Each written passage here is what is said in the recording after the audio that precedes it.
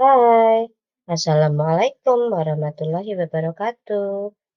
Masih semangat pagi ya? Pada hari ini, kita akan belajar panas dan perpindahannya.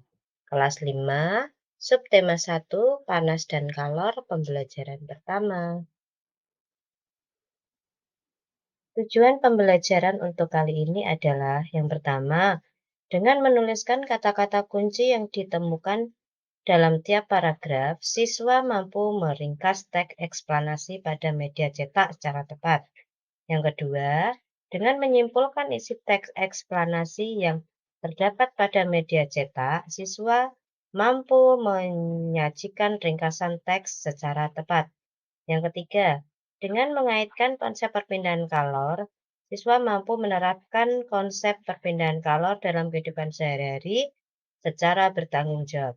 Yang keempat, dengan menerapkan konsep perpindahan kalor, siswa mampu melaporkan hasil pengamatan tentang perpindahan kalor secara tepat.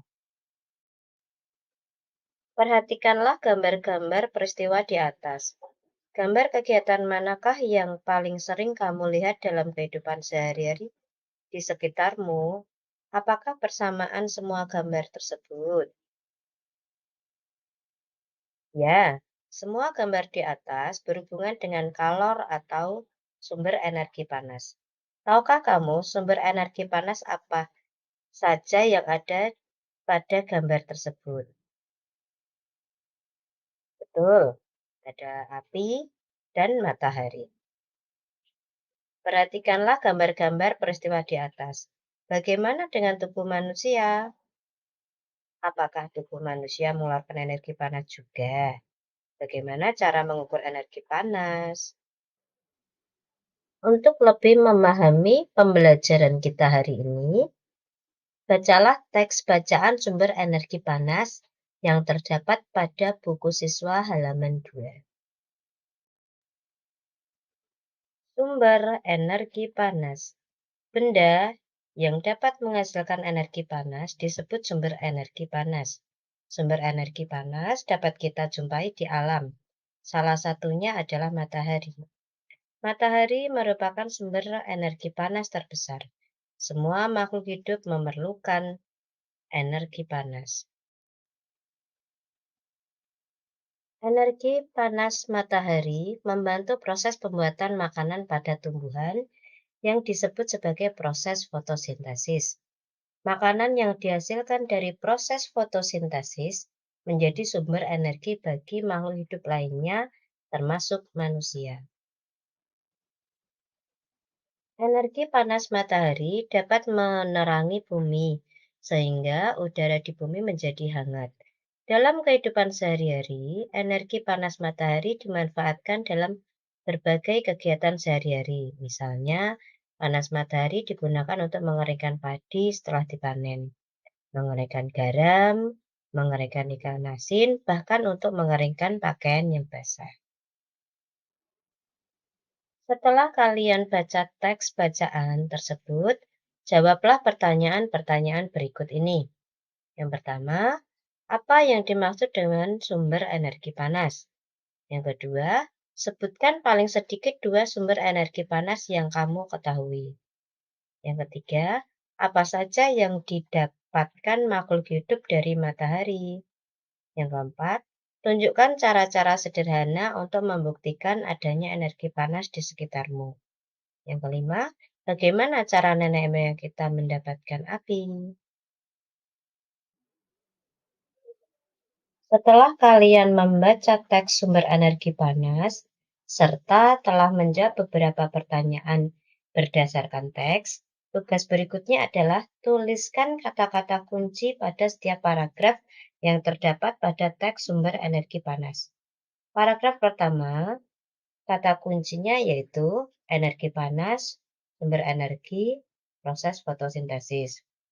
Kemudian untuk paragraf kedua, paragraf ketiga, paragraf keempat, coba kalian untuk mencari sendiri kata-kata kunci yang terdapat pada tiap paragraf. Kemudian tugas kalian yang terakhir adalah membuat kesimpulan dari bacaan tersebut berdasarkan kata-kata kunci yang telah kalian dapat.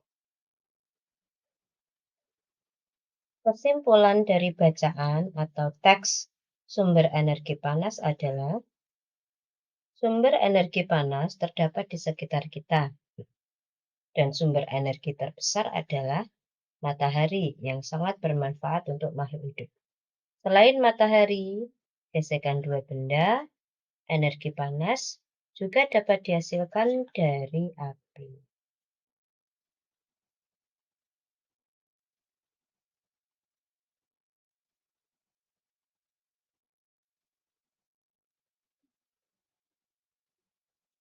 Ambillah sebuah penggaris, kemudian kalian gesek-gesekkan pada kain. Apa yang akan terjadi pada penggaris tersebut? Setelah kamu melakukan kegiatan tersebut, apakah kamu merasakan panas? Energi panas dapat dihasilkan ketika terjadi gesekan antara dua benda. Pada kegiatan di atas, gesekan kedua tangan dan mistar dengan kain dapat menghasilkan panas. Selain matahari dan gesekan dua benda, panas juga dihasilkan dari api. Pada zaman dahulu, orang-orang terdahulu untuk mendapatkan api, mereka menggunakan cara yang paling sederhana, yaitu dengan menggesek-gesekkan kedua buah benda, seperti misalnya kedua buah batu digesek-gesekkan sehingga dapat menimbulkan percikan api. Atau dengan eh, yang lain, yaitu dengan menggesek-gesekkan kayu dengan daun sehingga lama-kelamaan daun akan menjadi panas dan mengeluarkan api. Sumber energi panas ada di mana-mana dan sering kita jumpai dalam kehidupan sehari-hari. Seperti misalnya, pertama yaitu kegiatan menanak nasi. Alat yang digunakan adalah panci dan kompor. Sumber energi yang digunakan yaitu api dari kompor. Berikutnya, menanak nasi. Alat yang digunakan adalah alat penanak nasi elektrik. Sumber energi yang digunakan adalah listrik. Berikutnya kegiatan menyetrika pakaian dan memasak air. Coba kalian cari alat yang digunakan serta sumber energi yang digunakan. Matahari merupakan sumber energi terbesar di muka bumi. Energi panas matahari dapat menyebabkan peristiwa perubahan di alam yang dapat kita amati. Mari kita melakukan percobaan di bawah ini. Yang pertama, letakkan dua buah es batu pada masing-masing wadah yang telah disiapkan. Siapkan 3 wadah yang telah dipersiapkan. Yang kedua, satu wadah diletakkan di luar kelas, di bawah sinar matahari. Wadah kedua diletakkan di atas meja, di dalam kelas. Wadah ketiga diletakkan di dalam lemari atau tempat yang terlindung dari sinar matahari. Setiap anggota kelompok mengamati, mengukur, dan mencatat waktu yang diperlukan pada setiap es pada setiap wadah. Setelah kalian melakukan percobaan di atas, jawablah pertanyaan di bawah ini untuk mengukur kegiatan yang telah kalian lakukan. Yang pertama, bagaimana ukuran es batu pada ketiga wadah tersebut? Yang kedua, manakah es batu yang akan mencair lebih dulu? Yang ketiga, mengapa? Keempat, kesimpulan apa yang bisa ditarik dari kegiatan di atas? Dari kegiatan tersebut, dapat kita ketahui, yang pertama, bagaimana ukuran es batu pada ketiga wadah tersebut. Ukuran es batu berubah dari ukuran semula, yaitu berubah menjadi cair. Yang kedua, manakah es batu yang akan mencair terlebih dahulu? Es batu yang mencair terlebih dahulu yang berada di bawah sinar matahari. Yang ketiga, mengapa?